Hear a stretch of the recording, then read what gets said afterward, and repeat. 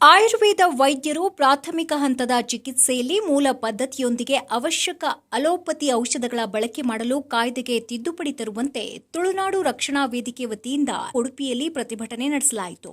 ರಾಜ್ಯದ ಆಯುರ್ವೇದ ವೈದ್ಯರುಗಳ ಬಹುದಿನಗಳ ಬೇಡಿಕೆಯೊಂದನ್ನು ಈಡೇರಿಸುವಂತೆ ಒತ್ತಾಯಿಸಿ ಜಿಲ್ಲಾಧಿಕಾರಿ ಕಚೇರಿ ಎದುರು ಧರಣಿ ಪ್ರತಿಭಟನೆ ನಡೆಸಿ ಬಳಿಕ ಜಿಲ್ಲಾಧಿಕಾರಿಗಳ ಮೂಲಕ ಮುಖ್ಯಮಂತ್ರಿ ಸಿದ್ದರಾಮಯ್ಯನವರಿಗೆ ಮನವಿಯೊಂದನ್ನು ಅರ್ಪಿಸಲಾಯಿತು.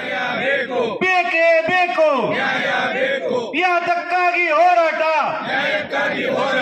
ಯಾತಕ್ಕಾಗಿ ಹೋರಾಟ, ಯಾತಕ್ಕಾಗಿ ಹೋರಾಟ.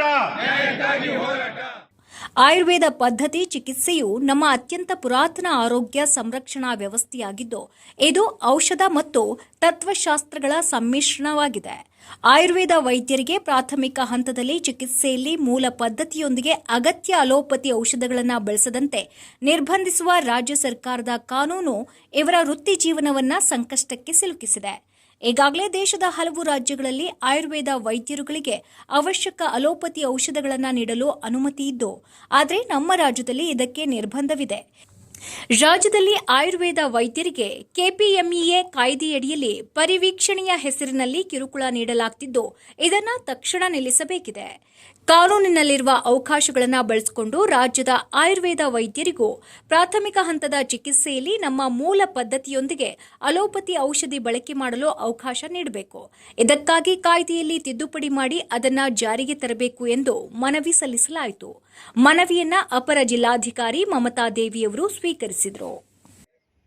ನಿಜವಾಗಿಯೂ ಕೂಡ ಕೆಲವಷ್ಟು ಪೇಷಂಟ್ಗಳಿಗೆ ನಾವು ಇಂತಹ ಒಂದು ಸಿಸ್ಟಮ್ನಲ್ಲಿ ಕಲಿತಂತ ವೈದ್ಯ ಅಂತ ಗೊತ್ತಿದ್ದು ನಮ್ಮ ಬಳಿ ಯಾಕೆ ಬರ್ತಾರೆ ಕೇಳಿದ್ರೆ, ಅವರಿಗೆ ಈವರೆಗೆ ಯಾವುದೇ ರೀತಿಯ ಅನ್ಯಾಯಗಳಾಗಲಿಲ್ಲ, ಯಾವುದೇ ರೀತಿಯ ಸಾವುಗಳಾಗಲಿಲ್ಲ. ನೀವು ಸಾವಿನ ರೇಷ್ಯವನ್ನು ಹುಡುಕಿಕೊಂಡು ಹೋಗಿ ಸ್ವಾಮಿ, ಕೆಪಿಎಂಇ ಆಕ್ಟ್ ಮುಖಾಂತರವಾಗಿ ನಮ್ಮ ಪ್ರೈವೇಟ್ ಪ್ರಾಕ್ಟೀಷನರ್ಗಳ ಕ್ಲಿನಿಕ್ಗಳನ್ನು ಮತ್ತು ಉಳಿದ ಚಿಕಿತ್ಸಾ ಕೇಂದ್ರಗಳನ್ನು ಗುರಿಯಾಗಿರಿಸಿಕೊಂಡು ಸಾವಿನ ರೇಷ್ಯವನ್ನು ಹುಡುಕಿಕೊಂಡು ಹೋಗಿ. ಎಲ್ಲಿ ಆಗಿದೆ ಕೇಳಿ, ಒಂದಿನಿತು, ನಾನು ಬೇಕಾದ್ರೆ ಬೆಟ್ಟ ಕಟ್ಟಿ ಹೇಳ್ತೇನೆ, ಬೇಕಾದ್ರೆ ಒಂದಿನಿತು ಕೂಡ ಸಾವುಗಳಾಗದ ಹಾಗೆ ನೋಡಿಕೊಂಡವರು ಈ ಆಯುರ್ವೇದ ವೈದ್ಯರುಗಳು, ಆಯುಷ್ ವೈದ್ಯರುಗಳು. ಯಾಕೆ ಈ ಮಾತನ್ನು ಒತ್ತಿ ಹೇಳ್ತೇನೆ ಕೇಳಿದ್ರೆ, ನಾವು ಮಾಡ್ತಾ ಇರುವಂತಹದ್ದು ಚಿಕಿತ್ಸೆ ಯಾವ ಮಟ್ಟದ ಚಿಕಿತ್ಸೆ ಕೇಳಿದ್ರೆ, ಪ್ರಾಥಮಿಕ ಹಂತದ ಚಿಕಿತ್ಸೆ. ಪ್ರಾಥಮಿಕ ಕೇಂದ್ರಗಳು ಇರದ ಸ್ಥಳಗಳಲ್ಲಿಯೂ ಕೂಡ ಪ್ರಾಥಮಿಕ ಹಂತದ ಚಿಕಿತ್ಸೆಗಳನ್ನು ನಾವು ಮಾಡಿ ಜನರನ್ನ, ಸಾಯುವವರನ್ನ ಒಂದು ರೀತಿಯಲ್ಲಿ ಆಕ್ಸಿಜನ್ ತುಂಬಿಸಿದ ಹಾಗೆ ಮಾಡಿಸಿಕೊಟ್ಟು